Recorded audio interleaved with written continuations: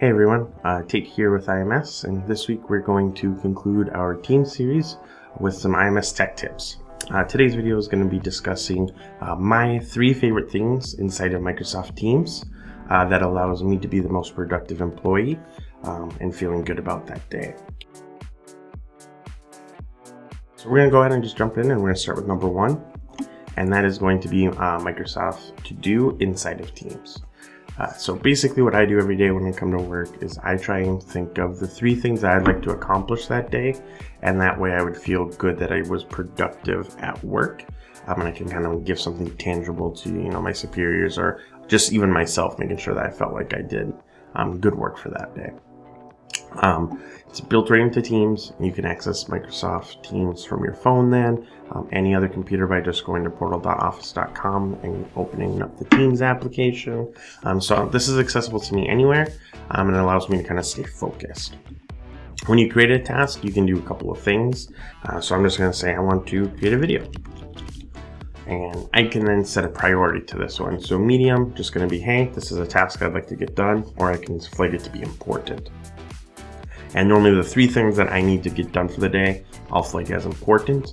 And then as more things come up, I'll add them as my medium task and then switch the priority to important when I deem that those are the 3 things I would like to get done for that day. You can also set medium task or even important tasks specific due dates, which then Teams itself will send you nice reminders saying, hey, this is due at this day. So that way you can kind of pre-plan your day out and be focused and ready to rock and roll. You can also get tasks then assigned to you, and you can even go ahead and plan things and inside a team, inside of Microsoft Teams, you can kind of make a storyboard almost, I would say, and you can have different tasks for, say, a project or a I don't know, just special occasion or anything, where you and a group of people have items that you need to get accomplished, and then you can start assigning those tasks to people and then set due dates as well. So yeah, this is by far one of my favorite things that I do every single morning, and one of my favorite features inside of Teams. Alrighty, and now we're going to go into my second favorite thing to Teams and my second tip. And that is actually what Teams was originally meant to do, and that's to schedule meetings for virtual conferences. Basically, one of my favorite things inside of Teams is this is inside of Outlook as well, and has been for a while, but I like the presentation inside of Teams because that's kind of where I go when I think I'm going to schedule a meeting, is the scheduling system. So if I go into my calendar and I hop into this drop-down list and go schedule a meeting, I can go ahead and fill out all my nice stuff, so test meeting and whatnot. But then up top here, you're going to see Scheduling Assistant. And if I tab that over, what this will allow me to do is I can add different attendees that I need to join this meeting. So let's say if I add myself into here. It's actually going to pull up their calendar and let me know if they're going to be available or not. This is dependent on permissions. If someone has higher permissions, I might be able to actually see what I'm doing. My training account doesn't know what I'm doing. They'll just flag me as busy. And some can even flag it as potential incognito. So they're free, but that means hidden. So be aware of that. It's not perfect depending on your permissions, but it gives a very good, solid baseline of who is potentially available, so you can start scheduling that out, and then using Teams built-in functions if people want to push, a meeting back, and then that will kind of go back, then they can propose a new time, and I can kind of go through and start to solidify those things. So this is tip number 2 that I would recommend everyone to start using inside of Teams. Okay, and for our final tip here, I'm going to go ahead and hop into our Teams here to kind of show this. Discard these changes here and hop into my training site, which is my only team that I'm a part of. So Microsoft's main goal is to make Teams a central location for all things productivity, collaboration, and your workflow. What I really, really enjoy about this is 9 times out of 10, most documents are going to be shared between other coworkers or even outside organizations, which could be invited to this team. And we were going to work on this document together to solidify its final result. Normally, where most people do workflows are they'll create the document, they'll save it onto the computer, and then they'll send it out. They'll make their updates, they'll send it back, and then you can make those edits and changes as you go. With inside teams, though, you don't necessarily ever need to open up Word, PowerPoint, or Excel again, because you can actually open up those applications with inside teams. The big benefit of this thing is that it's going to instantly give you that collaboration ability to either jump into a call, jump into a meeting, and start working on those documents together with coworkers or outside vendors.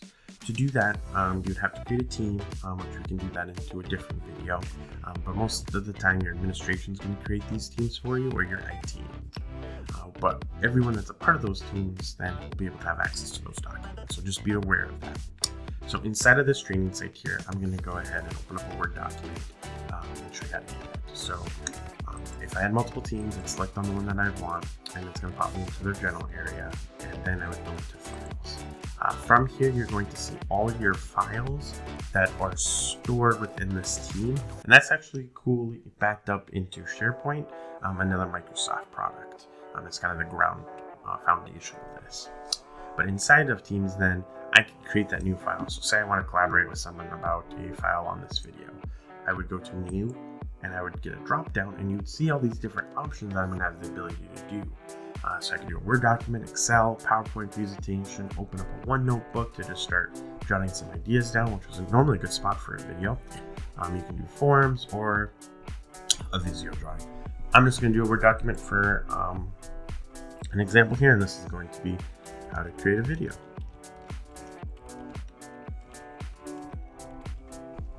We'll go ahead and create that document. And then what it's going to do then is actually open up Word right inside of Teams.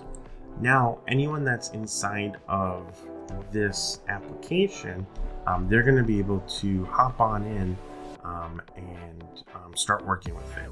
If I would like and I prefer the desktop app because I like that UI better or that user interface, I can hit here and open up desktop app, and it will just open up Word itself.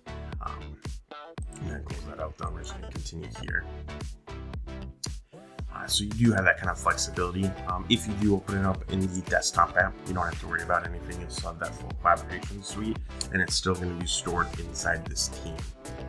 But then I'd be able to go ahead and start working and start going on. Now, if another user were to hop in and start collaborating with me, normally if I'm in a call, I would know what's going on. But if they're just hopping on in and working together, you're actually going to see their initials where their cursor is at. So if my user account hopped in here, you'd see TH, and then you'd see me typing, and it's all going to be real time. So you're able to kind of work together and make that document its best it can be right then and there without having to go through that normal troubleshooting of sending that document, waiting for a reply. You're just getting right into the work at your most productive stage while all of those ideas are flowing. So I think this is by far my favorite tip inside the Teams when it comes to collaboration itself. Alrighty, that kind of wraps up these 3 tips inside of Microsoft Teams. I hope you guys really enjoyed this video. I love Teams, and if you guys have any more questions or want to see something done inside Teams, or if there's another Microsoft product or actually any sort of computer product or software, let us know down in the comments below, and I can do my 3 favorite things of that as well. But if you like this video, go ahead and give it a thumbs up. And if you enjoy our content, go ahead and give it a quick subscribe, and then hit that notification bell so you can get alerted on all of our future videos. And if you have any questions on what Microsoft or the Office Suite can potentially do for you and your business, or to see if you guys have it configured the best way possible for your guys' workflows, give us a shout out at info@imsnetworking.com or call us at 701-364-2718, and we'll see what we can do for your business and see if technology is making its best strides for you. All right, thank you so much, and I'll see you guys in the next video. Take care.